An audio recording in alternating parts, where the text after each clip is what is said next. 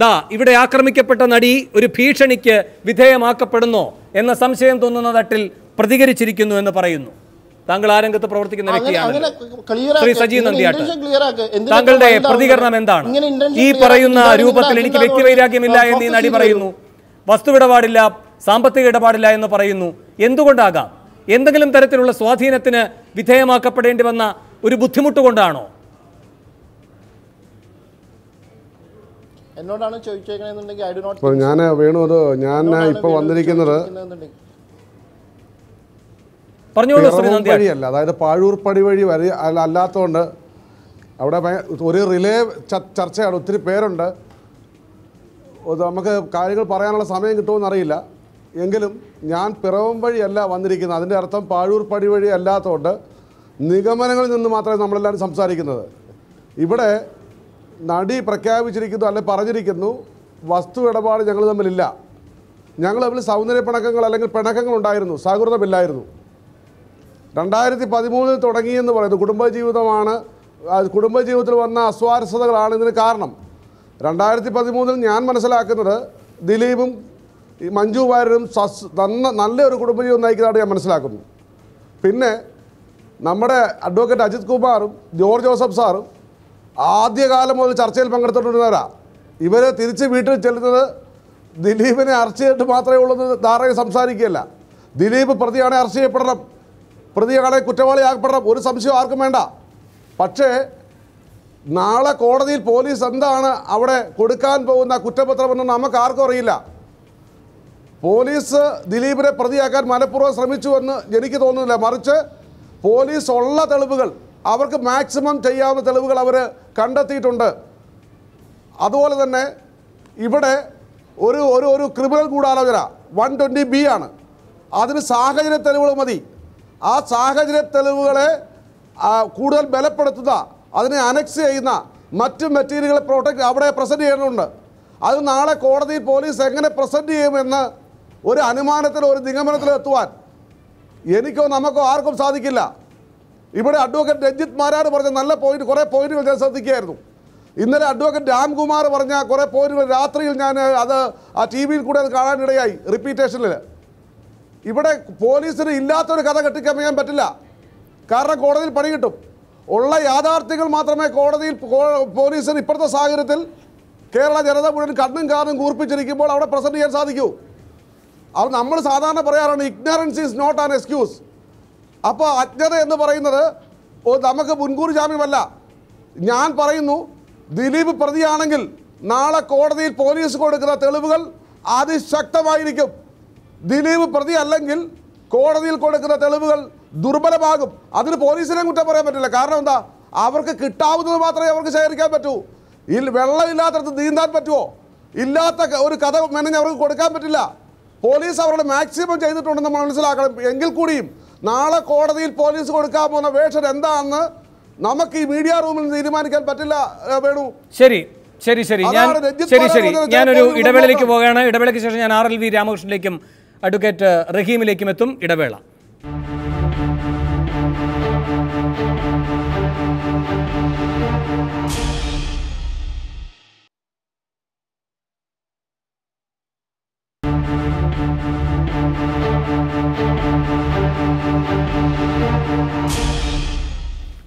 Super prime time ചർച്ച തുടരുന്നു. Shri RLV Ramakrishnan, താങ്കൾക്ക് ഈ കാര്യത്തിൽ എന്ന് വെച്ചാൽ താങ്കളുടെ സഹോദരൻ്റെ ദുരൂഹ മരണവുമായി ബന്ധപ്പെട്ട കാര്യങ്ങളിൽ ഒരു പുതിയ വഴിത്തിരിവാകും ബൈജു കൊട്ടാരക്കര പറഞ്ഞ കാര്യം എന്ന് എന്തുകൊണ്ട് തോന്നി? വെറുതെ തോന്നില്ലല്ലോ ഒരു കാര്യം. മുമ്പൊരിക്കൽ പോലും മനസ്സിൽ സംശയമായി ഉണ്ടായിരുന്നില്ലെങ്കിലും തോന്നില്ല. അപ്പോൾ താങ്കളുടെ തന്നെ സംശയം താങ്കൾ പുറത്തു പറയാതിരുന്നത്, അത് മറ്റൊരാൾ പറഞ്ഞപ്പോൾ അത് ഉറപ്പിച്ചുകൊണ്ട് താങ്കൾ രംഗത്ത് വരികയായിരുന്നോ ശ്രീ RLV രാമകൃഷ്ണൻ? ഒരു കാര്യം ഞാൻ ആദ്യം പറയാം. കാരണം ഒരു വിവാദം നടന്നുകൊണ്ടിരിക്കുന്ന ഈ സാഹചര്യത്തിൽ മറ്റൊരു വിവാദവുമായി അതിലേക്ക് വന്ന് ശ്രദ്ധ ആകർഷിക്കുക എന്നുള്ള ഉദ്ദേശത്തോടു കൂടിയല്ല നമ്മൾ വന്നിട്ടുള്ളത്. തീർച്ചയായിട്ടും ഈ ഒരു ചാനലിലൂടെ തന്നെ വന്ന ചർച്ചകളിലൂടെ ഉരുത്തിരിഞ്ഞ ഒരു കാര്യത്തിനുള്ള മറുപടിയായിട്ടാണ് നമ്മൾ വന്നിട്ടുള്ളത്. ഇതിൽ പ്രധാനമായിട്ടുള്ള സോഴ്സ് എന്ന് പറയുന്നത് കോഴിക്കോടുള്ള ഈ അഡ്രസ്സ് വെളിപ്പെടുത്താത്ത ഈ സ്ത്രീയാണ്. ഈ സ്ത്രീ ഇത്തരത്തിലുള്ള നിലപാടുകൾ ശ്രീ ബൈജു കൊട്ടാരക്കരയുമായി സംസാരിക്കുകയും ബൈജു കൊട്ടാരക്കര ഈ ചാനലിലൂടെ ഇത് വെളിപ്പെടുത്തുകയും ചെയ്ത സാഹചര്യത്തിൽ നിലവിൽ എൻ്റെ സഹോദരൻ മരിച്ച് 1.5 വർഷം ആകാൻ പോകുന്ന ഈ സാഹചര്യത്തിൽ CBI അന്വേഷണം ഏറ്റെടുത്ത് 3ാമത്തെ മാസത്തിലേക്ക് കടക്കുന്ന ഈ സാഹചര്യത്തിൽ ഇത്തരത്തിലുള്ളൊരു തെളിവ് ഞങ്ങൾക്ക് തരുമ്പോൾ തീർച്ചയായിട്ടും CBI ഉദ്യോഗസ്ഥർ ഞങ്ങളോട് പറഞ്ഞിരിക്കുന്നത് ഏതെങ്കിലും തരത്തിലുള്ള ഇൻഫർമേഷൻ ഈ കേസുമായി ബന്ധപ്പെട്ട് ലഭിക്കുകയാണെങ്കിൽ ഒട്ടും തന്നെ താമസിയാതെ ഞങ്ങൾ വിവരം അറിയിക്കണം എന്നുള്ളതാണ് ഞങ്ങൾക്ക് കിട്ടിയിട്ടുള്ള ശ്രീരാമകൃഷ്ണൻ താങ്കൾക്ക് ഈ വിഷയത്തിലുള്ള താല്പര്യം അത് കേരളത്തിൻ്റെ മനസാക്ഷിക്കറിയാം. താങ്കൾ ഇപ്പോൾ പറയുകയുണ്ടായല്ലോ ഒരു വിവാദത്തിൻ്റെ പിൻപറ്റി ഞങ്ങൾ വീണ്ടും വരികയാണ് എന്നാരും കരുതരുതെന്ന്. അങ്ങനെ ആരും കരുതില്ല. താങ്കൾക്കൊപ്പമുണ്ട് ഞങ്ങളെല്ലാവരും. പക്ഷേ ശ്രീ RLV രാമകൃഷ്ണൻ എന്തുകൊണ്ട് ഇങ്ങനെ ഒരു വിവരം താങ്കളിലേക്ക് ആദ്യം എത്തിയില്ല? എന്തുകൊണ്ട് ഈ പറയുന്ന ബൈജു കൊട്ടാരക്കര വഴി അതെത്തുന്നു? തീർച്ചയായിട്ടും അതിനാണ് ഞങ്ങൾക്ക് സംശയം. കാരണം ഇത്തരം വിവരങ്ങൾ ഈ പറയുന്ന അല്ലെങ്കിൽ ഏതോ സിനിമാ ബന്ധം പറയുന്ന ഈ സ്ത്രീക്ക് എന്തുകൊണ്ട് ഇതിനകം തന്നെ വരാമായിരുന്നു? അല്ലെങ്കിൽ ബന്ധപ്പെട്ട ഉദ്യോഗസ്ഥരുമായി ഇപ്പോഴും ഞാനത് അഭ്യർത്ഥിക്കുകയാണ്, ബന്ധപ്പെട്ട ഉദ്യോഗസ്ഥരുമായി നേരിട്ട് വന്ന് എന്താണ് അവർക്ക് എൻ്റെ സഹോദരൻ്റെ മരണവുമായി ബന്ധപ്പെട്ട് അവർക്ക് വെളിപ്പെടുത്താനുള്ള കാര്യങ്ങൾ എന്നുള്ളത് ഇനിയെങ്കിലും മാധ്യമങ്ങളുടെ മുമ്പിൽ വന്ന് അല്ലെങ്കിൽ ബന്ധപ്പെട്ട അന്വേഷണ ഉദ്യോഗസ്ഥരുടെ മുമ്പിൽ വന്ന് അത് വെളിപ്പെടുത്താനുള്ള ഒരു മാനസികമായിട്ടുള്ള ധൈര്യവും അല്ലെങ്കിൽ എൻ്റെ സഹോദരനോട് ഏതെങ്കിലും തരത്തിലുള്ളൊരു ഇഷ്ടം അവശേഷിക്കുന്നുവെങ്കിൽ അത് ഇനിയെങ്കിലും കാണിക്കണമെന്നുള്ള അപേക്ഷയാണ് എനിക്ക് അവരോട് ഈ സമയത്തുള്ളത്. കൂടുതൽ വിവാദങ്ങളിലേക്ക് ചെന്നെത്തിക്കാതെ ഈ നമ്മൾ 1.5 വർഷമായി കാത്തിരിക്കുന്ന ഈ സാഹചര്യത്തിനൊരു തെളിവ് ഏതെങ്കിലും ഭാഗത്ത് നിന്ന് ഉണ്ടാവുകയാണെങ്കിൽ അത് അവർ കൃത്യമായി അതിനെ ഏറ്റവും വേണ്ടപ്പെട്ട ആളുകളുടെ മുമ്പിലേക്ക് എത്തിക്കണമെന്നുള്ള അപേക്ഷയാണ് എനിക്ക് പറയാനുള്ളത്. RLV രാമകൃഷ്ണൻ ബൈജു കൊട്ടാരക്കര ചാനൽ ചർച്ചയ്ക്ക് വരുമ്പോൾ ബൈജു കൊട്ടാരക്കരയോട് ഇങ്ങനെ പറയുന്നു. ബൈജു അത് സൂപ്പർ പ്രൈം ടൈമിൽ പങ്കെടുത്തുകൊണ്ട് പറയുന്നു. CBI അതിൻ്റെ തുടർ നടപടികളിലേക്ക് പോകുന്നു. ഈ ഘട്ടത്തിൽ ബൈജു കൊട്ടാരക്കര വീണ്ടും ഈ ഫോൺ ചെയ്ത ആളുമായി ആശയവിനിമയം നടത്തുന്നുണ്ട്. ഒരു തെറ്റിദ്ധാരണ ഉണ്ടാക്കാനാണ് എങ്കിൽ പിന്നെ ഒരു അഡ്വക്കേറ്റിൻ്റെ നമ്പർ കൊടുക്കുക, വിളിക്കാൻ ആവശ്യപ്പെടുക, ഇതൊന്നും ഉണ്ടാകില്ല. പക്ഷെ അങ്ങനെയല്ല, നമ്പർ കൊടുത്തു. ഈ അഡ്വക്കേറ്റ് ഒരു തവണ ഫോൺ എടുത്തു. അപ്പോൾ ബൈജു എനിക്ക് തോന്നുന്നു മാക്ടയുടെ ഒരു പരിപാടിയിൽ പങ്കെടുത്തുകൊണ്ടിരിക്കുകയായിരുന്നു, യോഗത്തിൽ. അതുകൊണ്ട് ബൈജുവിന് എടുക്കാൻ കഴിഞ്ഞില്ല. പിന്നെ വീണ്ടും ബൈജു അങ്ങോട്ട് ശ്രമിച്ചപ്പോൾ അദ്ദേഹവും എടുത്തില്ല. CBI ഓഫീസിൽ വെച്ചും വിളിച്ചു, അപ്പോഴും എടുത്തില്ല. പക്ഷെ അപ്പോഴും ഒരു അഡ്വക്കേറ്റ് ഉണ്ട്, ആ അഡ്വക്കേറ്റിൻ്റെ നമ്പർ കൊടുക്കുന്നു. അങ്ങനെയൊക്കെ ചില കാര്യങ്ങൾ അവർ ചെയ്തിട്ടുണ്ട്.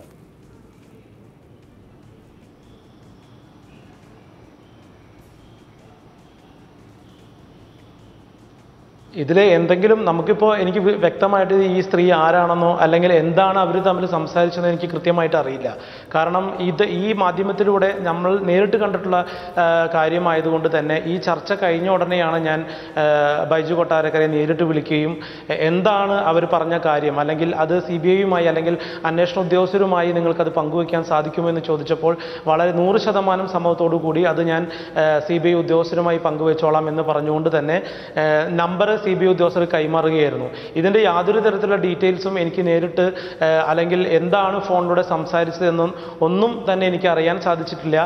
അദ്ദേഹം നേരിട്ട് CBI ഓഫീസിൽ പോയി കാര്യങ്ങൾ സംസാരിച്ചതുകൊണ്ട് നേരത്തെ ബൈജു കൊട്ടാരക്കര പറയുകയുണ്ടായി ഈ വിവരങ്ങളെ കൂടുതൽ പുറത്തേക്ക് പറയരുതെന്ന്. അതുകൊണ്ട് തന്നെ യാതൊരു തരത്തിലുള്ള എന്താണ് ഇവർ പറഞ്ഞിട്ടുള്ള കാര്യങ്ങൾ എന്നുള്ള കാര്യം ഞങ്ങൾക്ക് അറിയില്ല. പക്ഷേ കേസിൻ്റെ അന്വേഷണവുമായി ഞങ്ങളെ സംബന്ധിച്ചിടത്തോളം ഒരു കാര്യം പറയട്ടെ, ഒരാളെ പ്രതിയാക്കാനോ അല്ലെങ്കിൽ പ്രതി അല്ല എന്ന് പറയാനോ ഞങ്ങൾ ഇവിടെ ഒരുക്കമല്ല.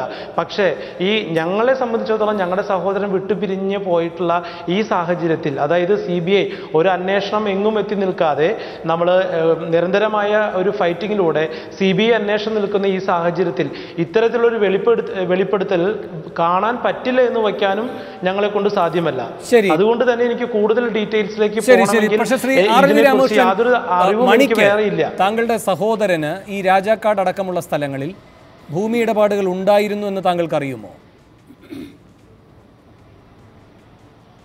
രാജാക്കാട് ഒരു 12 സെന്റിന്റെ സ്ഥലം, അതിൻ്റെ ആധാരം ലഭിച്ചത് ചേട്ടൻ മരിച്ചതിന് ശേഷം പാടി നമ്മൾ എല്ലാവരും കൂടെ സെർച്ച് ചെയ്ത സമയത്താണ് പാടിയിൽ നിന്ന് ഈ രാജാക്കാടുള്ള 12 സെന്റ് സ്ഥലത്തിൻ്റെ ആധാരം നമുക്ക് ലഭിക്കുന്നത്. അതിനെ തുടർന്ന് ഇനിയും അവിടെ സ്ഥലങ്ങളുണ്ടെന്നും അതുപോലെ തന്നെ മൂന്നാറും അതുപോലെ വേറെ ഏതോ സ്ഥലങ്ങളുടെ പേരുകളും പറയുന്നുണ്ടായിരുന്നു. പല സ്ഥലങ്ങളിലും ഇതുപോലെയുള്ള ബിനാമി ഇടപാടുകളിലൂടെ, അതായത് ചേട്ടൻ്റെ പേരിലല്ല അതിൻ്റെ രജിസ്ട്രേഷൻ നടത്തിയിരിക്കുന്നത്, എന്നാൽ സാമ്പത്തിക ഇടപാടുകൾ ചേട്ടന് ഉണ്ടായിരുന്നു എന്ന് പറഞ്ഞുകൊണ്ടുള്ള നിരവധി അറിയിപ്പുകൾ നമുക്ക് ലഭിക്കുകയും അത് പോലീസിനെ നമ്മൾ ആ ഇൻഫർമേഷൻ കൊടുക്കുകയും ചെയ്തിട്ടുണ്ടായിരുന്നു. അപ്പോഴൊന്നും നമ്മൾ ഒരു വ്യക്തിയുടെ പേരോ ആരുടെയും പേര് നമ്മൾ അടിവരയിട്ട് പറഞ്ഞിട്ടുണ്ടായിരുന്നില്ല. അത് നമുക്ക് എല്ലാവരും ചർച്ച ചെയ്ത് കഴിഞ്ഞ കാര്യമാണ്. ചേട്ടൻ മരിച്ച ആ സമയം മുതൽ ഇതുവരെ, അതായത് ഇതിൻ്റെ പുറകിൽ സാമ്പത്തികമായിട്ടുള്ള എന്തോ പ്രശ്നങ്ങളാണ് എന്നുള്ളൊരു സംശയം, അത് അന്ന് മുതലേ ഇന്നും നമ്മൾ ഈ സംശയം നിലനിൽക്കുന്നുണ്ട്. ശരി, ദിലീപിനെ പറ്റി നിങ്ങൾ ഒരു ഘട്ടത്തിൽ പ്രതികരിക്കുകയുണ്ടായല്ലോ. ദിലീപ് മണി മരിച്ചതിന് ശേഷം ഒരൊറ്റ തവണ മാത്രമേ അങ്ങോട്ട് വന്നിട്ടുള്ളൂ എന്ന് പറഞ്ഞതായാണ് എൻ്റെ ഓർമ്മ. തെറ്റാണെങ്കിൽ എന്നോട് എന്നെ തിരുത്തണം. അതിവേഗത്തിൽ പോവുകയും ചെയ്തു, പിന്നീട് ഒരിക്കലും ബന്ധപ്പെട്ടിട്ടില്ല എന്നും. അത് ആ ഘട്ടത്തിൽ നിങ്ങളെ വേദനിപ്പിച്ചോ?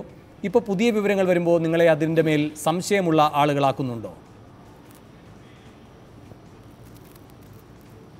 ദിലീപേട്ടൻ സാധാരണ വരുന്ന പോലെ ഇപ്പോൾ മരിച്ചു കഴിഞ്ഞതിന് ശേഷം ഒരുപാട് ആർട്ടിസ്റ്റുകൾ വീട്ടിലേക്ക് വന്നിരുന്നു. അതായത് മരണം നടന്ന ഒരു വീട്ടിലേക്ക് വരുന്നത് പോലെ ഒട്ടുമിക്ക ആർട്ടിസ്റ്റുകളും വീട്ടിൽ വരുന്നത് പോലെ തന്നെ ദിലീപേട്ടൻ വരികയും ഒരുപാട് വിഷമിച്ച്, അതായത് കരഞ്ഞുകൊണ്ട് തന്നെ ഈ മരണത്തെക്കുറിച്ച് കുറേ കാര്യങ്ങൾ പറഞ്ഞ് ഒരുപാട് സമയം അവിടെ ചെലവിട്ടിരുന്നു. അതിനുശേഷം പിന്നെ യാതൊരു തരത്തിലുള്ള ബന്ധങ്ങളും ഉണ്ടായിട്ടില്ല. പിന്നീട് മകളായിട്ടുള്ള ശ്രീലക്ഷ്മി പറയുണ്ടായിട്ടുണ്ട്, ദിലീപങ്കൾ മാത്രമാണ് വല്ലപ്പോഴെങ്കിലും വിളിക്കാറുള്ളത് എന്നുള്ളൊരു ഇൻ്റർവ്യൂവിലൂടെ ശ്രീലക്ഷ്മി പറയുണ്ടായി. പിന്നെ മറ്റൊരു സുഹൃത്ത് നാദിർഷക്കയാണ്. നാദിർഷക്ക വീട്ടിലേക്ക് വരികയോ അല്ലെങ്കിൽ ഫോണിലൂടെ ബന്ധപ്പെടുകയോ ഇതുവരെ ചെയ്തിട്ടില്ല. നാദിർഷക്കയുടെ പെങ്ങളും അളിയനുമാണ് ഈ മരണത്തെ തുടർന്ന് വീട്ടിലേക്ക് വന്നിട്ടുള്ളത്.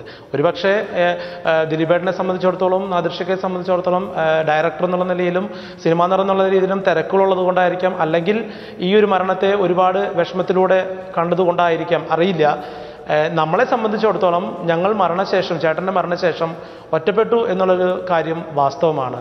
മറ്റൊരു തരത്തിലുള്ള യാതൊരു തരത്തിലുള്ള ഒരു സപ്പോർട്ട് നമുക്ക് ഈ 1.5 വർഷത്തിൽ ആവാൻ പോകുന്ന ഈ സാഹചര്യത്തിൽ, അല്ലെങ്കിൽ ഈ ഒരു കേസ് ഇത്രയധികം ചൂടുപിടിച്ചിരിക്കുന്ന ഈ സാഹചര്യത്തിൽ കലാഭവൻ മണിയുടെ കേസിന് വേണ്ടിയിട്ട് അത്തരത്തിലൊരു നീക്കുപോക്കൾ ഉണ്ടായില്ല എന്നുള്ള കാര്യം അത് പൊതുജനങ്ങൾക്ക് എല്ലാവർക്കും അറിയാവുന്ന ഒരു കാര്യം. എന്ന് വെച്ചാൽ ഞാൻ മനസ്സിലാക്കുന്നത്, താങ്കൾ പറയാൻ ഉദ്ദേശിക്കുന്നത് ഈ നടി ആക്രമിക്കപ്പെട്ട കേസിൽ കേരള പോലീസ് അതുപോലെ തന്നെ ഭരണ നേതൃത്വം എടുത്ത ജാഗ്രത, ആ കാര്യത്തിൽ വളരെ സജീവമായി ആ കാര്യങ്ങൾ അതിവേഗത്തിൽ അതിലെ കുറ്റവാളികളെ കണ്ടെത്തുവാൻ എടുത്ത താല്പര്യം, അത് മണിയുടെ കാര്യത്തിൽ ഉണ്ടായില്ല എന്നാണോ ശ്രീ രാമകൃഷ്ണൻ? ഇതിൽ പോലീസിൻ്റെ കാര്യം മാത്രമാണ് നമുക്ക് എടുത്തു പറയാനുള്ളത്. കാരണം ഇപ്പം സർക്കാരിനോട് നമ്മൾ ആവശ്യപ്പെട്ടപ്പോൾ കേരള ഗവൺമെൻറ് പിന്നെ CBI അന്വേഷണം അവിടെ നിന്ന് നമുക്ക് അനുവദിച്ചു തന്നൊരു കാര്യമാണ്. മറ്റൊരു കാര്യം, ഈ CBI അന്വേഷണം പാരലായിട്ട് കൊടുത്തിട്ട് കേരള പോലീസിനെ കൊണ്ട് ഈ അന്വേഷിപ്പിക്കുന്ന സാഹചര്യത്തിൽ നമുക്കൊരു കാര്യം അറിയാം, ഇതൊരു ആത്മഹത്യയോ അല്ലെങ്കിൽ കൊലപാതകമോ അല്ലെങ്കിൽ സ്വാഭാവിക മരണമോ യാതൊരു തരത്തിലുള്ള ഒരു ഉത്തരം കിട്ടാത്ത ചോദ്യമായി ഇതിനെ അവസാനിപ്പിക്കുന്നൊരു സാഹചര്യം നമ്മളെല്ലാവരും കണ്ടു കഴിഞ്ഞതാണ്. എങ്ങനെയാണ് ഈ ഒരു മരണത്തെ ഇങ്ങനെ ഒതുക്കാൻ, അല്ലെങ്കിൽ ഒരു ഉത്തരം കിട്ടാത്ത മരണം അത് ഏത് സാഹചര്യത്തിലാണ് അങ്ങനെ ഉണ്ടാവാൻ പറ്റുക എന്നുള്ളത് അതെല്ലാവരും ചോദിക്കുന്ന ഒരു ചോദ്യചിഹ്നമാണ്. അത് തന്നെയാണ് എൻ്റെ ഉടപ്പറപ്പിൻ്റെ കാര്യത്തിൽ എനിക്കും ചോദിക്കാനുള്ളത്. അതുകൊണ്ട് തന്നെയാണ് അടുത്തൊരു അന്വേഷണം CBI എന്നുള്ള രീതിയിൽ നമ്മൾ വീണ്ടും ആകാംക്ഷയോടെ കാത്തിരിക്കുന്ന സാഹചര്യം.